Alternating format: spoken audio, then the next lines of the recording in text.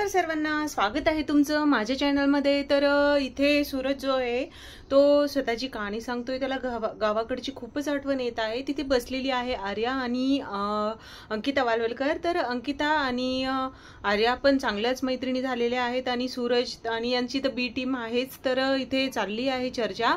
सूरज आपल्या गावाकडच्या गोष्टी सांगतोय। तो बोलतोय की मला इथं बांधून ठेवल्यासारखं वाटतंय, इथं उचलून आणल्यासारखं वाटतंय। गावाकडं कसं मोकळं फिरता येतं, बोर कैऱ्या वगैरे सगळं खाता येतं। तर इथे अंकिता बोलते त्याला की तू माझ्या गावाकडे म्हणजे कोकणमध्ये ये असं तिचं म्हणणं आहे। तर तू माझ्याकडे ये, तू समुद्र पाहिला आहे का? तो बोलतो नाही, मी समुद्र नाही पाहिलेला। तर इथे सूरज जो आहे त्याची कहाणी सांगताना दिसतो आहे। आणि इथे सांगायचं झालं तर म्हणजे असंच बोलता बोलता त्यांनी त्याचा जो गोलीगत डायलॉग आहे त्या डायलॉगचीही कहाणी सांगितली आहे की कसा त्याच्या भाच्यानी वगैरे कसं त्याला शिकवलंय, काय केलंय, असं सर्व ज्या गोष्टी आहेत तो इथे बोलताना दिसतोय। तर इथे अंकिता कॅप्टन झालेली आहे।